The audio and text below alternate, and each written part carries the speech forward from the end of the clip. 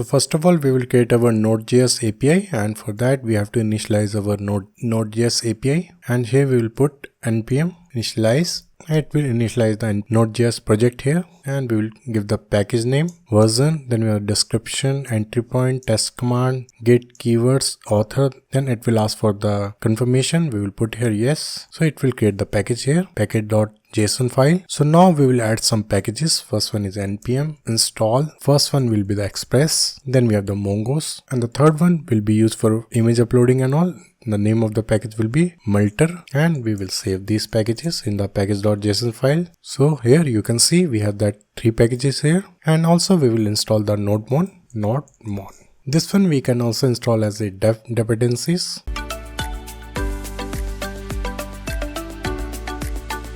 So now we will create our folder structure. First we will create the folder for the config, and here we will add one file name as a app.config.js file. Then here we will get the folder for controllers. Here we will add the file products.controller.js file. Then here we will get the folder for middleware, and here we will get 2 files. First one will be errors.js file, and the second file will be upload.js file. Then we will get the folder for models, and here we will add one file name, that is products.model.js. Then we will create one more folder, that is routes, and here we will add app.routes.js file. Then we will create here services, and here we will add products.services.js file. And here we will create one more folder, that is upload folder, and all the file of that product images we will upload in this folder. Then we will get one more file, that is index.js file. So now we will proceed further, and we will add the data in these files. First one we will modify our config file, and here we will add the configuration for our MongoDB and all. Here we will create constant mongo_db_config, and here we will get the object here, and here we have db, and the path of the MongoDB MongoDB/localhost/ecommerce-app. This is the path for our MongoDB. Then here we will export it. Module.exports is equal to, here we will export our MongoDB config. So now we will go to our index file, and we will configure our server over there. First we will get the object for our Express server. Here we have Express is equal to require Express. Then we have the constant app is equal to Express, and here we will get the object for the Express. Then here we will get the object for our Mongos, required Mongos. Then here we will import our MongoDB config, mongo_db_config is equal to required, and here we will link our path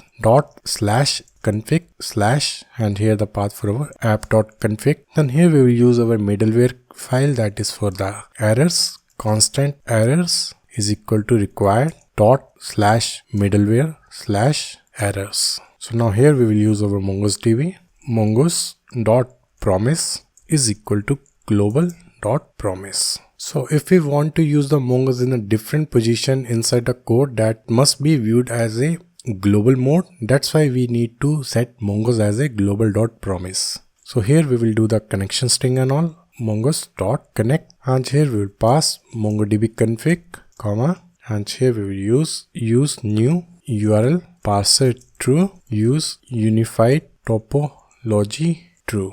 Then here we have, then here we do console.log database connected. Then we have the error here, console.log database can't be connected, and here we will show the error message. Then here we will use app.use express.json for handling all the requests. Then we will use here app.use, and here we have to make the upload folder as a public accessible. For that we have to put here /uploads, and we will make it as a express.static uploads, so it can be accessible from the public also.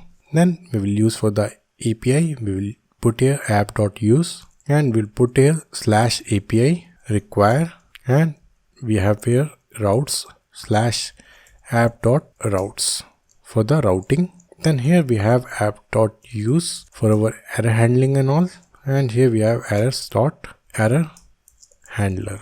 and later on we will add the content in our error handling page. Then from here we will start our server app.listen process.environment.port. If not found, we will use 4000 function, and here we will do the console write console.log ready to go. So now we will add our middlewares, and the first middleware we are using here errors.js file, and here we will create one function error handler error request response next. Here we will check if type of error is equal to string. Then from here we will return response status 400.json, and here we have the message, and we will just show the error message here. We will copy this and we will paste here, and here we have error dot name. If the error name is, you can say validation error, that means which is coming from our Mongo schema and all. Then here we will send the error dot message, because that error is coming in our object format, and by default we will return here response dot status 500. For any other error we will just response here status 500 JSON. Here we have the message error dot message. So what we did here, we have created one error handler, and here we are checking if the type of the error is string type. Then we are just returning here status code 400, and then we are showing here error, and here we are checking if the error name is validation error. Then we are just returning here status code 400, and the message we are returning from the object of error dot message. Then here by default we are just returning here status code 500, and the message we are getting from our error dot message. And in case if you want to add any other error type, you can just add here. So now we will create our upload.js as a middleware for uploading the file and all.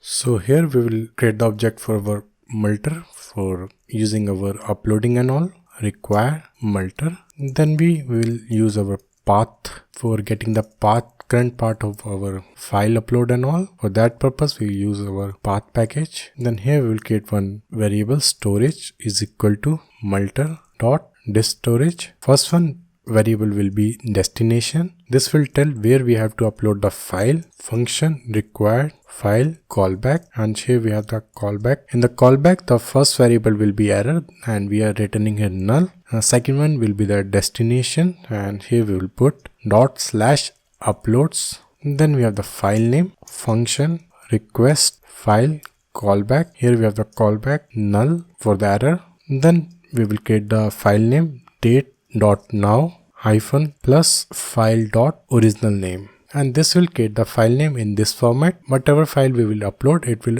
upload in this format, date now. Then we have hyphen, then we have the original file name. And here we will create the filter for our file uploading and all. File filter request file callback, and here we will create one variable for acceptable file formats in which user can upload the file, valid extensions. And here we have the array .png .jpg, and here we will check if not of valid extension, and dot includes path dot, and here we will change it to path dot extension name, and we will call this function to get the extension from the file name file dot original name. So it will give us the extension of the file which we are going to upload, and from here we will return callback new error only .png .jpg format allowed. Also we can allow .jpeg and .jpeg. Then here we will put one more filter for the file size and all.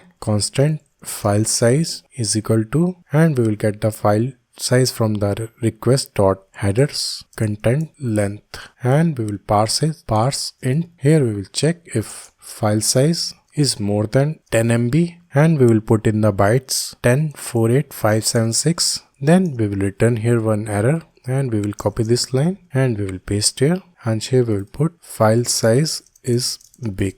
By default we will return the callback as a true, that means there is no issue in the file request and all. Callback error will be null, and here we will return here true. So what we are doing here, we have created one filter here, and here we have created an array for our valid extension, and here we are checking if valid extension does not include the extension of the current file, and that extension we are getting by calling this function path.extension name, and here we are passing the file name. Then here we are returning a callback error, only PNG, JPG and JPEG format allowed.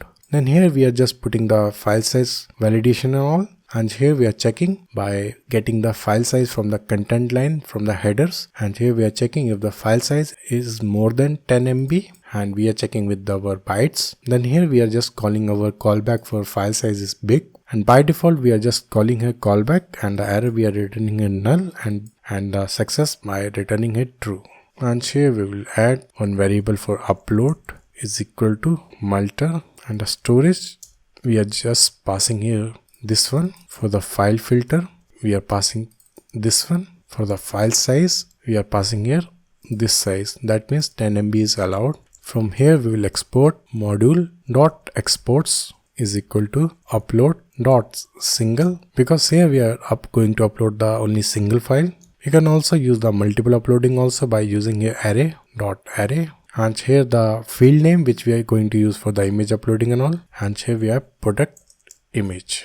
So our uploading middleware is ready. So what we are doing here, we are just getting one variable for that storage that we are passing in this function for the multer, and we are assigning the storage with this function. Then we are just created one file filter also for checking the file extension or the file size. Then that also we are assigning here, and the file size we are giving as a 10 MB. And then we are just exporting our upload.single, and this one we will going to use in our controller file for uploading the file in the create product or update product.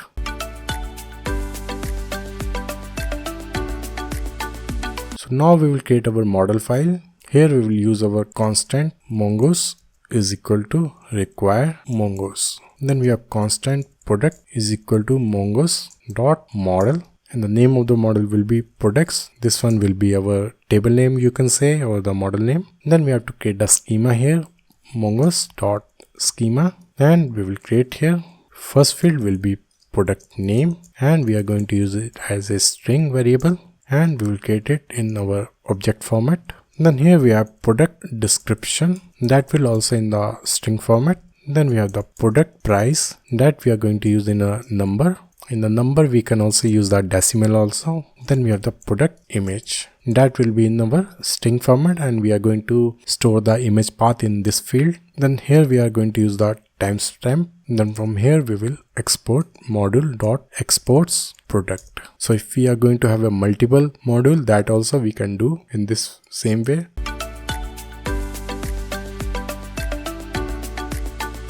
So now we are just going to create the service file for the CRUD operation of our product model and all. And here we will import our model file. Constant product is equal to require models slash product model. And here we will create the first function, async function create product. And here we have the parameters, params, callback. Here we will check if params dot product name is not of product name, that means we are not getting the product name in our request. Then we will return here callback, and from here we will return our message product name required. And here we will create constant product model is equal to product, and from here we will pass the parameters which we are getting in the request, and from here we will call product model dot save dot 10, and the response we are getting here we will pass in our callback. Return callback, first parameter will be null because that is used for our errors, and here we will return our response. And then here we have the cache for error handling. From here we will return callback error. So what we are doing here, we have created one function create product, and that will be used for creating the product in our MongoDB with the NodeJS API. And here we are checking if the params.product name we are not getting, then we are returning here callback message, we are returning here product name required. Then here we are just creating the product model from our schema with our parameters which we are getting. Then here we are just calling product model dot save. Then here we are just getting the response, and in the callback we are just passing the response which we are getting. In the case of the error, we are just returning a callback, the error callback we are returning here. So now we will create one more function. We will just copy this and we will paste here. We will rename it to get products, and this function will be used for getting all the product in our database, in the MongoDB database. And also we can pass the query string of the product name so that we can also filter the get product API with our query string, and to get us any specific product on the basis of that product name and all. And here we will get one variable constant product name is equal to params dot product name. Here we have to create one variable for condition is equal to product name. If we are getting the product name, then here we will pass product name, and we will use the regular expression for getting the product name on the basis of the like condition all $sign regex new reg expression. Here we will pass our product name and the option getting I. In the else condition, we will pass the empty condition. That means we are not getting any product name over there. So what we are doing here, we are just checking here if we are getting the product name in the query string. That means we are doing the filtration in the get products. Then we are just putting the regular expression for creating the condition to be used in our MongoDB. In the else condition, we are just passing the empty condition. And here, instead of using our product model, we will put here product, and here instead of using a save, we will just use here find, and we will put the condition here. So rest of the code is same. So now we will copy again and we will paste here. So now we have to get the product by ID also, and for that we have to create one more function. We will put here get product by ID, and here we have to use our params dot product ID. We will remove this condition, and here we will put find by ID, and we will change it to product ID. And rest of the things are same here. We are just passing our response, and that response callback we will just use in our controller. So now again we will copy this and we will paste here. So now we have to update the product also, and here we will rename to update product. Here we have the product ID. We will just change here find by ID and update, and we will pass our product ID, and also we will pass our parameters which we are getting, and we have to put one more condition here, use find and modify false. And the response we will also check if we pass any invalid product ID, then we will pass the error message here. Same we can do here also in the get product by ID. We will just check here if not of response, we will pass the callback here product ID invalid, and else we are just returning a callback. Same we will do here. We will copy this and we will paste here. So now again we will copy this and we will use here for our last function, that is for delete product, and we will put here delete product, and here we will just pass here find by ID and remove, and we will just pass here product ID, and rest of the function is same. And from here we will just export module dot exports, and we will export all the function name. First one will be the create product, then we have our get products, then we have get products by ID, then we have our update products, then we have the last function, that is delete product. So now our products.service.js file is also ready. So now we are going to use this service file in our controller file.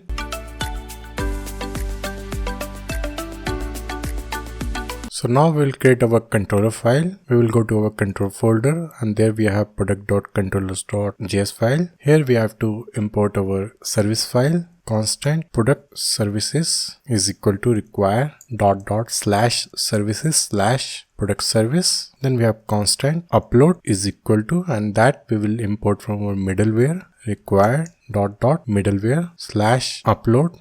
And the first API method we will create here export.create is equal to request response next, and here we will use our middleware upload function which we have created here, this one, and we will put here upload request response function error, and here we will check if error, then we will call here next error, and it will go to our middleware of our error handling over there. In the else condition we will call our logic for creating the product here, and here we have to create one variable constant URL is equal to request.protocol / and the protocol will be if we are using the HTTPS or HTTP, and that will come here and it will generate the URL for us. And here we have request.getHost, then we have constant path is equal to request.file is not equal to undefined, then that means the file is uploaded or selected from the request. And here we have file.path.replace, else we will put here colon. Here we will create our model is equal to product name request.body.product name. Then we will have product description, request.body.product description. Then we have product price, request.body.product price. The last one we have product image, and here we will check if path is not equal to empty. Then we will put here URL plus slash plus path, else we will put here empty, that means no image uploaded. And from here we will call product service dot create product, and here we will pass model. Then we have the error, and here we have the result, and here we will check if error. Then we will call here return next error. In the else condition we will return here response dot status 200, that means product has been created in the MongoDB, and we will send here, and we will create the object here. In the object we are just passing here message success. Then we have the data here. The data we are just passing the result which we are getting. So what we did here, we have created one function export.create, and inside that we are just calling our middleware upload function, and here we are checking if there will be any error. Error will be like if there will be any file type issue, or if there will be the file size issue, that will come here and it will throw the error. In the else condition we will create the product, and by here we are just getting the path of our application. Then we are creating the model here, and then here we are just calling our product services dot create product, and here we are just passing our model file, and here we are getting the error or the callback here. So now we will copy this function and we will paste here, and we will remove this upload function which is not required here, and this function will be used for find all, to getting all the data from our database. Here we will create the model for the product name, and that will come from our query string, and that will be used as a search parameter, you can say. And here we are just calling get products, and the model we are passing here, and inside if we go to our get products, and here we have our get product, and here we are just using this product name for filtration, for using the condition and all, for filter the data on the basis of the product name. That's why we are just passing here model for the product name. And we will create one more function. We will copy this and we will paste here, and we will rename it as a find one. And here inside, instead of passing the product name, we will pass here product ID, and here we will get from our parameters. Here we have the product ID, and here we will call get product by ID. The rest of the things are same here. So this architecture is very simple to use, so you can just copy paste the architecture, and all that business logic you can say will come here, or all that backend logic are in our product service file, and there we are just doing the MongoDB connection and all by calling our API with our MongoDB. And here in the controller we can just put our business logic if there will be any, and rest of the things are just same, just only we are just calling our functions. And next one will be for the updating the product, and we will copy this one, create request, and we will paste here, and here we will change it to update, and here we just pass one more variable product ID, and we will get from our request.params.id. And the rest of the things are same here, and here we will change it to update product. So now we will create one more last function that will be for deleting, and we will copy this and we will paste here. We will rename it as a delete. Here we are just passing our product ID, and here we will change it to ID, not the product ID. And same we have to do here also. We will change it to ID, and here we will just call our delete product, and we will pass this model. And the rest of the things are same here. All that error message and everything result is coming from our service file. From here, if there will be any error like product ID is invalid, that is coming from our this callback.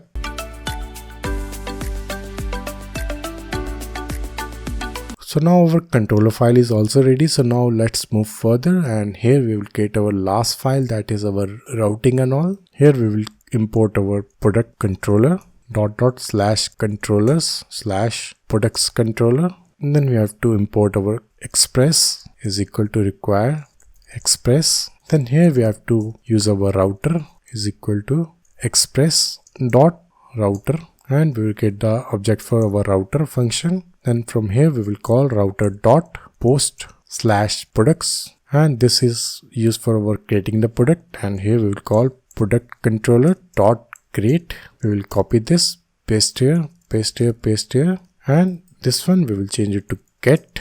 This one here we will use for getting all the products. Then we have the get, and that will be used for getting the product by ID. Here we will put /:ID, and this is the parameter which we are using here in our product controller. If we go there, and here we have the parameter for ID. If we change it to any other name, then we have to change that also from here. This one we will use as a find one. Then we have the put function for updating. Here we have same, and here we will call the function for update, and here we will put the last one that will be used for delete data. This one we will change it to delete. So now here we will just call here module.exports is equal to router. So what we did here, we have created the 5 API endpoints. So first one will be used for creating the product here, and here we are using the post request, and the second one we are using here for get request for getting all the data. Then we have the get request again for getting the particular data, like by passing the ID we will get only that product. Then we have the put here for updating the data, and then we have the delete for deleting any data. Then we are just exporting the data here. So now we will move further to test all these API in our Thunder client.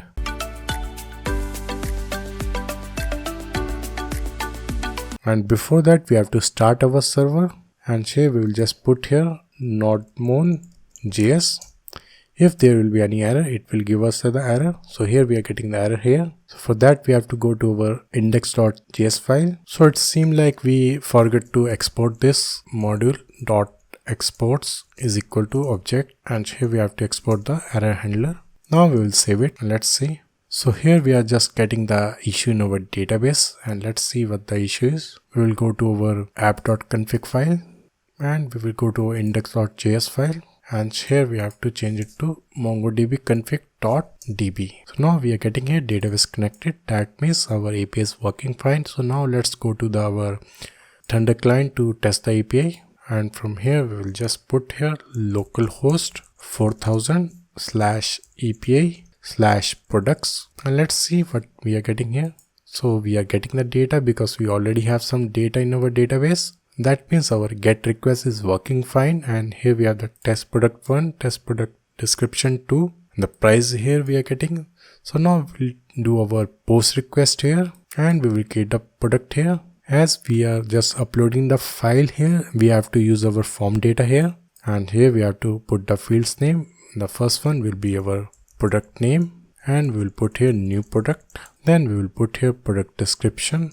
We will put here new product description. Then here we have to put the product price, and we are putting here 750. And the image we are not going to upload in this request, and just we will click on the send request. So here we are getting the return data. That means the product has been successfully created in our database. We are getting a product name, product description, product price, product image. So now if we call our get request to see that what all data we are in our database, we have to click on the send request. Now you can see here we are getting 2 data in our database. Previously it was having only 1 data. So now we are getting here that new product data with our price and description, everything. So now we are going to create one more product with the image upload and all. We will change it to post request, and here we will click on the files, and here we have to select the file here, and from here we will just select the product here. So now we will click again by putting the proper description here, Haldiram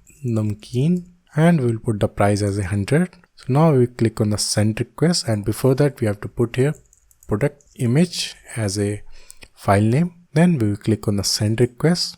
So here you can see here we are getting the file uploaded here, and if we go to our upload folder, and you can see here we have got the image here, this image that is coming here. That means our create request is working fine with our file uploading and all. So now if I click on the get request to get all the data here, so now if I copy any of that ID here to test our third API for our get product by ID, and here if I click on the slash and put the ID here, so now you can see here we are getting the particular data here for that particular ID. So now we will modify this API by changing it to put request, and here we will change the price to 90, and we will change the description to update. Same we will do here also, and now here we will click on the send request. So now you can see here the data has been successfully updated here. So now here we are getting the product name, product description, product price, product image here,